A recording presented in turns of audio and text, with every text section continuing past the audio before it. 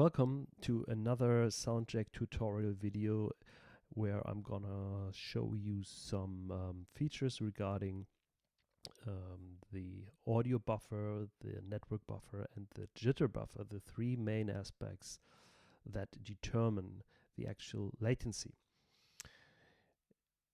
Also, I would like to show you the Soundjack starter script which user Godelstring Joel from New York provided. It's a simple ABBA script, very effective and nice, because by clicking at it, it launches the SJC in the same way as the terminal would do. So you don't have to access the terminal anymore and try and type anything in.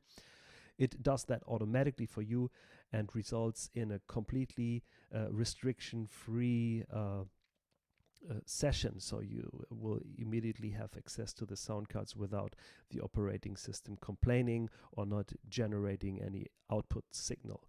So it's up and running, the SJC. Now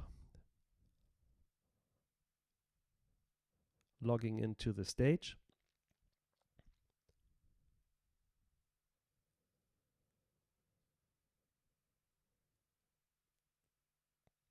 Here I am.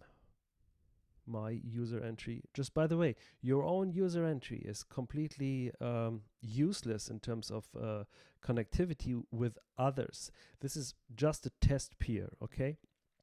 And very important to know that. Okay, now I'm adjusting the interfaces using my Scarlett USB as input, using the loopback audio server as output, because of course we want the output of Soundjack to be recorded as well, apart from my voice right now. Okay, now I am here up and running. Here I can adjust the volume of my own signal, but I don't care about my loopback signal right now, turning it to 0. And here we have the sample buffer. It's determined on OS 10 in my case to 64 samples, which is the lowest possible and creates the lowest latency. And we have a network buffer of 256. It depends on the stability of the network connection, what size of network buffer you can send to the remote person.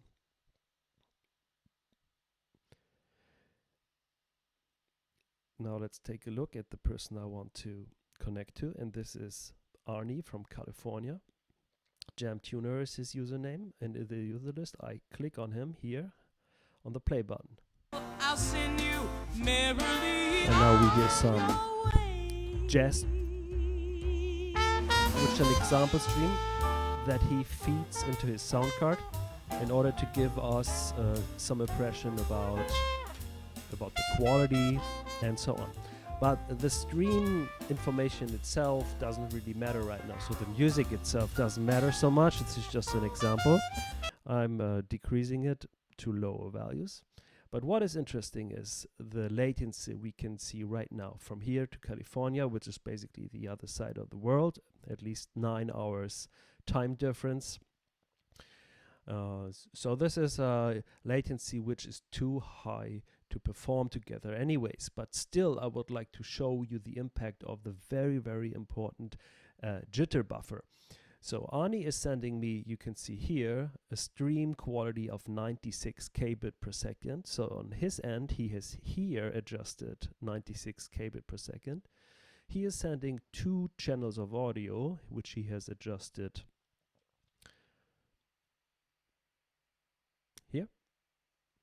And he's sending me an audio frame size of 256 samples, or we can also call it network buffer. And this is what he has adjusted here.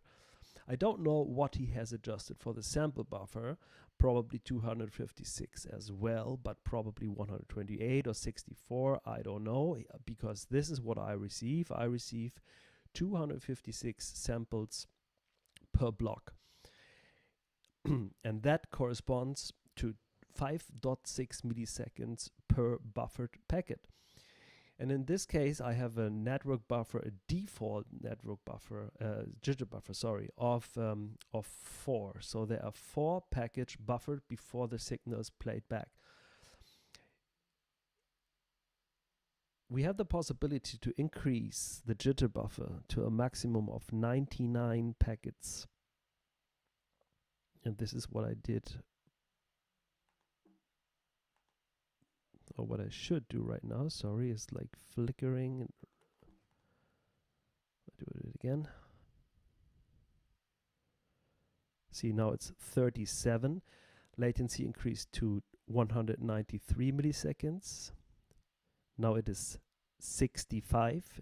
Latency increased. And now it's 99. And we end up with a latency of 360 milliseconds. So basically 3 times more as we had in the initial connection. With 99 packets buffered, we have the highest stability of the stream, but of course we have the highest latency. So we go back, decreasing it slowly. Oops. Going back to 4, we have 103 milliseconds again. Going back to 2, and we have about 100, now 99.5 milliseconds. And it is still acceptable. I mean, it's flashing from time to time. And if we look at the stream quality,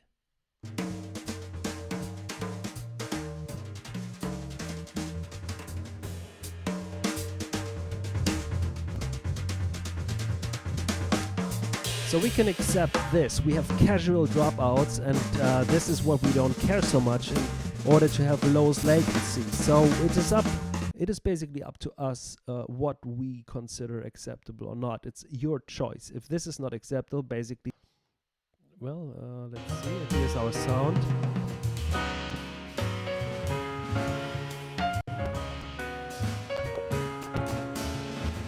So now the jitter buffer is at 1. It flashes periodically, and every flashing signal corresponds to an audio dropout. And you can hear that in the audio stream. I give you an example and don't talk anymore.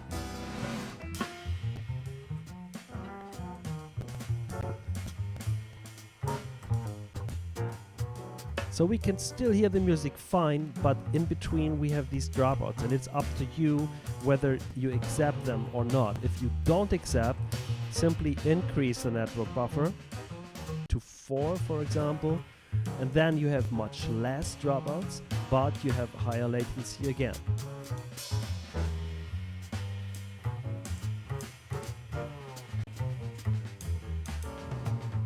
So with only the jitter buffer of 1 gives us the theoretical, or the practical lowest latency of 98.5 milliseconds, changing slightly from time to time because there's jitter on the line. Let's better use a jitter buffer of 2, which gives us roughly more than 100 milliseconds with casually flickering buffer and casual dropouts. But this is basically what I wanted to show you. The jitter buffer has a huge impact on the overall latency, and this is especially very important in case you wanted to rhythmical interaction with somebody within about 1,000 kilometers, because in that distance you will be able to achieve latencies below 30 milliseconds, and then you have to manually adjust the jitter buffer. You might want to ask the person to send 128 network buffer. That gives you even lower latencies. This is what you have to to be aware of, that all these 3 parameters matter. The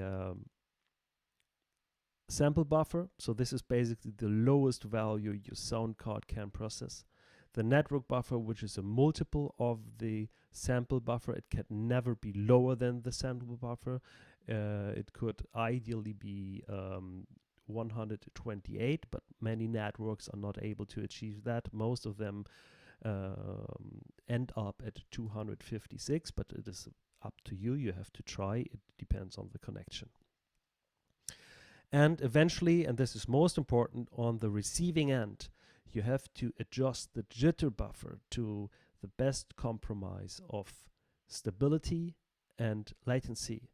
And yeah, please experiment, send me feedback, and thanks for watching the video. Bye bye.